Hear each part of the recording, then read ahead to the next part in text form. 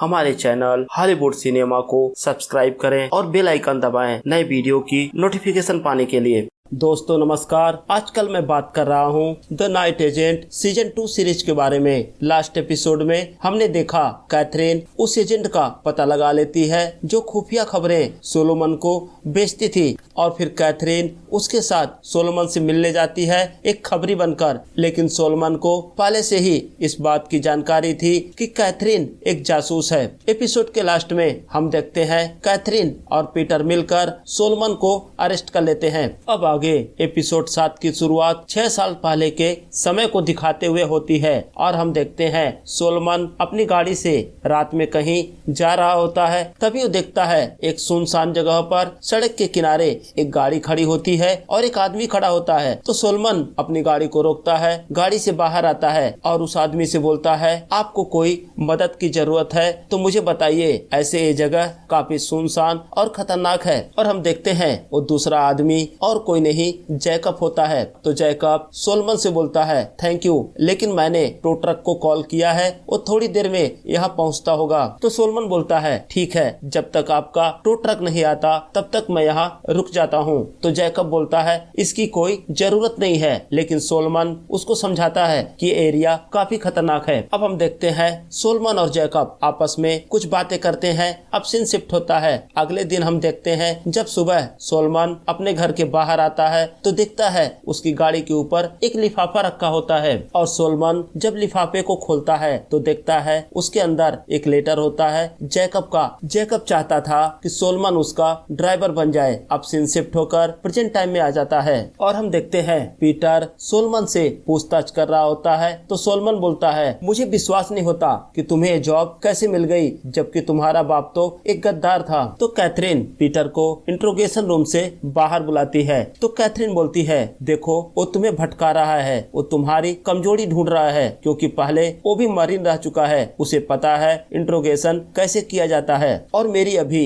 Deputy director मोजली से बात हुई है, वो थोड़ी देर में यहाँ पहुँचेंगे और मोजली सोलोमन से पूछताछ करेंगे। तो पीटर बोलता है एक बात मुझे समझाओ, कल हमारे प्लान के बारे में इन्हें कैसे पता चला? और यहाँ तक वो मेरे और रोज के बीच में जो भी बातें हो रही थी वो बातें भी सुन पा रहे थे। मुझे पूरा विश्वास है कि हमारे बीच में कोई तो गद्दार है जो हमारी इंफॉर्मेशन इनके पास पहुंचा रहा है, क्योंकि जब मैं बैंकॉक में था तो उस समय भी सोलोमन और उसके लोगों को मेरे और एलिस के बारे में पहले से पता था। और तभी पीटर को रोज का मैसेज आता है, वो बताती है कि नूर उससे पुराने अड्डे पर मिलना चाहती है और उसकी बातों से ऐसा लग रहा था कि नूर काफी डरी हुई है। तो पीटर कैथरीन से बोलता है मुझे भी वहाँ जाना होगा, ये बोलकर वो वहाँ से निकल जाता है। अब सीन शिफ्ट होता है और हम नूर को देखते हैं। नूर जब एम्बेसी से बाहर जा रही होती है तभी उसकी मुलाकात जावेद से होती है। जावेद नूर से बोलता है कि आज मैंने अपनी कोई भी मीटिंग नहीं रखी है, मैं चाहता हूँ आज का दिन मैं तुम्हारे साथ बिताऊं ताकि मैं तुम्हारे गम को बांट सकूं।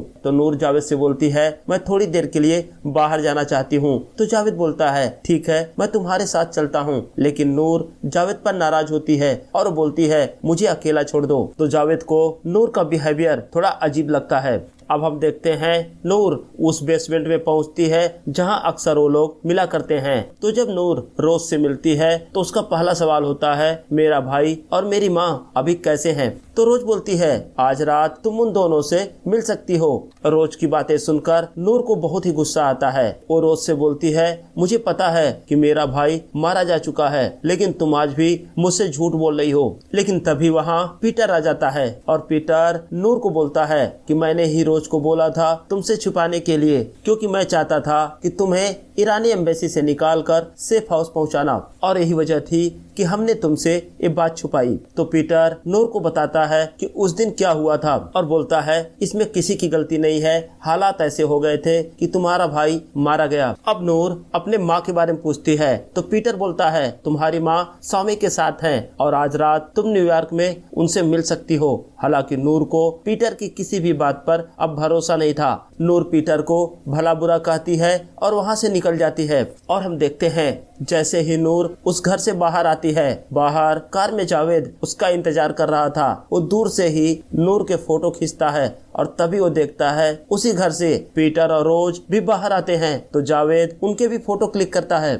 अब सीन शिफ्ट होता है और हम देखते हैं कैथरीन सोलोमन से पूछताछ करती है और उसको बोलती है, मुझे पता है कि तुम्हारी ऑर्गेनाइजेशन खुफिया जानकारी खरीदती है और बेचती है। तुम मुझे ये बताओ कि वारेन ने तुम्हें जो फाइल बेची थी उसके साथ तुम क्या करने वाले हो? तो सोलोमन बोलता है, अगर तुमको मुझसे कोई जानकारी चाहिए तो पहले पीटर को बुलाओ, मैं सिर्फ पीटर से ही बात करूंगा। तो कैथरीन बोलती है, कोई बात नहीं, हमारे पास दूसरे तरीके हैं तुमसे बात करने के लिए। तो सोलोमन बोलता है, तुम फॉक्स ग्लोब के बारे में जानना चाहती हो ना, लेकिन तुम्हें फॉक्स ग्लोब से पहले साइनोजन के बारे में जानना चाहिए। अगर तुम्हें और जानकारी चाहिए तो पीटर को बुलाओ। तो कैथरीन पीटर को कॉल करती है और उसे वापस बुलाती है। वही दूसरी तरफ हम नूर को देखते हैं। जब नूर दोबारा वापस जाती है तो जावेद का असिस्टेंट उससे बोलता है, जावेद तुम्हारा इंतजार कर रहा है। अब सीन शिफ्ट होता है और हम मार्कस और थॉमस बाला को देखते हैं। वो दोनों एक केमिकल की फैक्ट्री से कुछ केमिकल के कंटेनर चोरी करते हैं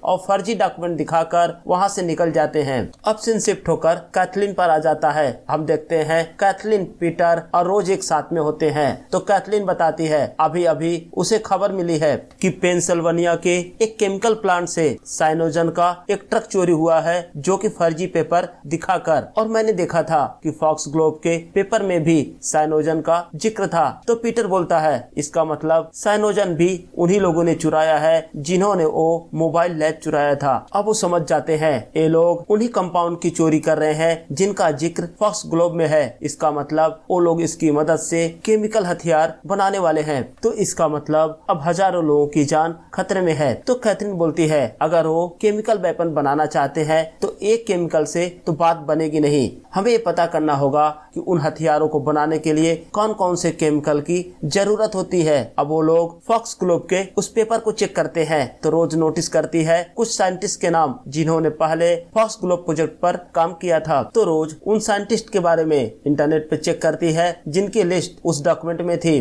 तो देखती है कई सारे साइंटिस्ट तो अब मर चुके थे, लेकिन तभी उसे एक नाम मिलता है जो साइंटिस्ट अभी भी जिंदा थे। तो रोज पीटर और कैथरीन से बोलती है कि मुझे उस साइंटिस्ट से मिलने जाना होगा ताकि हम पता कर सकें कि उन हथियारों को बनाने के लिए और कौन से केमिकल की जरूरत होगी। अब पीटर दोबारा इंट्रोगेशन रूम में जाता है और सोलोमन से बोलता है कि बताओ, तुम मुझसे बात करना चाहते थे, लेकिन कुछ भी पूछने से पहले मेरे कुछ सवालों का जवाब दो। पहली बात, उस साइलोजन किसने चुराया और एक केमिकल वेपन कौन बना रहा है? तो सोलोमन कुछ नहीं बोलता। तो पीटर बोलता है, जहाँ तक मैं जानता हूँ तुम 5 बार अफगानिस्तान जा चुके हो, तो फिर उस देश को धोखा क्यों दे रहे हो? तो सोलोमन पीटर से बोलता है कि तुम बताओ कि तुम्हारे बाप ने धोखा क्यों दिया था। लेकिन पीटर का अभी भी वही सवाल होता है कि बताओ वो केमिकल वेपन कौन बना रहा है। जब सोलोमन कुछ नहीं बोलता तो पीटर बोलता है, अगर तुम ऐसे चुप रहे तो हम तुम्हारी बहन को इन सब के बीच में लाएंगे, क्योंकि वो जानती है कि तुम जिंदा हो और फिर भी गवर्नमेंट से तुम्हारी पेंशन ले रही है और इस फ्रॉड के लिए उसे अरेस्ट किया जा सकता है।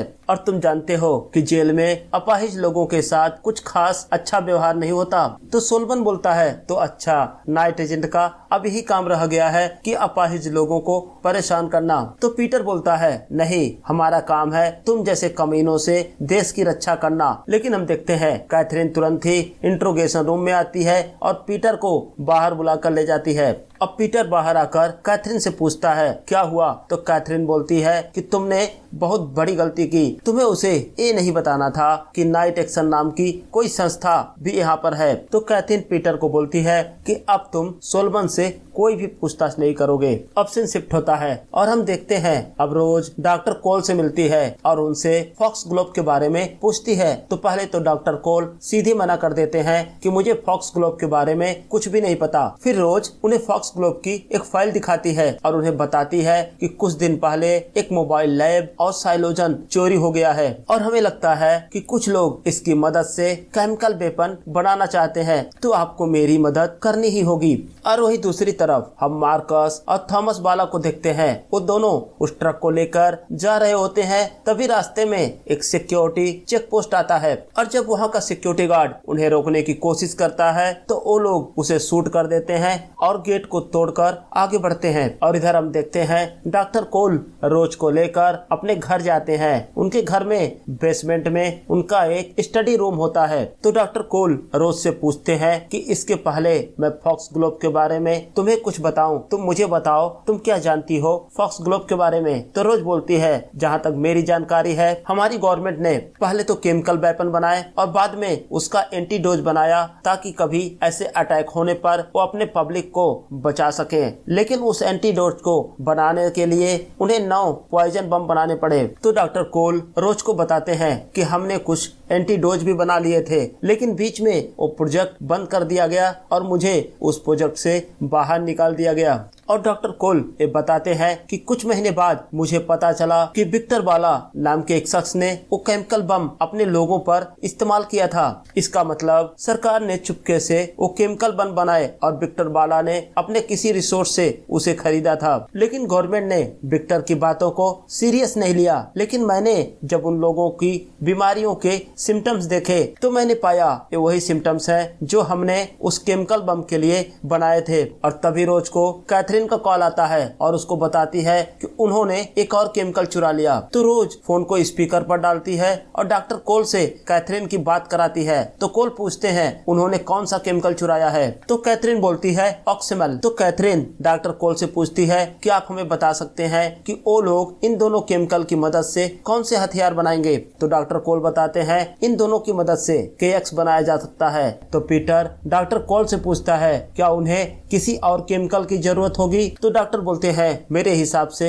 अब वो लोग चुराएंगे हाइड्रोजन BX। तो रोज इंटरनेट पर सर्च करती है और कैथरीन को बताती है कि इस केमिकल को बनाने की सबसे नजदीकी जगह है लॉन्ग आइलैंड और फिली। तो कैथरीन बोलती है कि मैं मोजली को फिलाडेल्फिया वाली साइड पे भेजती हूँ और मैं खुद लॉन्ग आइलैंड के लिए अब निकलती हूँ। और पीटर को बोलती है कि तुम यहाँ रुककर सोलमन पर नजर रखना लेकिन सोलमन से पूछताछ मत करना। अब सीन शिफ्ट होता है और हम देखते हैं नूर अब ऑफिस में होती है और जावेद उससे पूछताछ करता है। पहले तो जावेद नूर को पीटर, रोज और नूर का वो फोटो दिखाता है जो उसने उस घर के बाहर अपनी कार में बैठकर क्लिक किया था और नूर से पूछता है तुम उन अमेरिकियों के साथ मिलकर हमें धोखा दे रही हो। और साथ ही जावेद नूर को ये भी बोलता है कि अगर तुमने मुझसे झूठ बोला तुम्हारी माँ जो अभी भी ईरान के एक हॉस्पिटल में एडमिट है तुम उन्हें दोबारा कभी देख नहीं पाओगी। तो नूर जावेद को बताती है कि मैं उनको यहाँ की खुफिया जानकारी दे रही थी ताकि बदले में वो मेरे परिवार को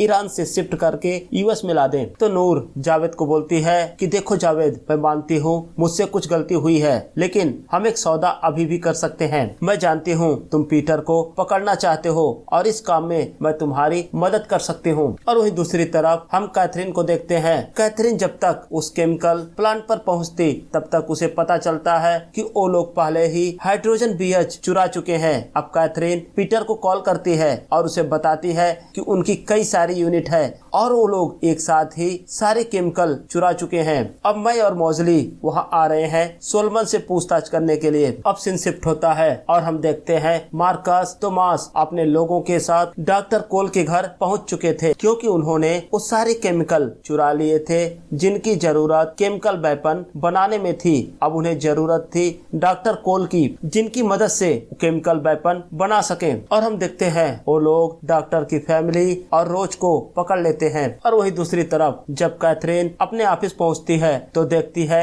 ना तो वहाँ पीटर होता है और ना ही सोलमन। इसका मतलब पीटर सोलमन को लेकर कहीं जा चुका था। और इसी के साथ ये एपिसोड यही समाप्त हो जाता है। तो दोस्तों कमेंट सेक्शन में हमें जरूर बताएं आपको ये वीडियो कैसा लगा और अगर अभी तक आपने मेरे चैनल को सब्सक्राइब नहीं किया है तो प्लीज सब्सक्राइब करें। अब मिलते हैं अगले वीडियो में, तब तक के लिए जय हिंद दोस्तों।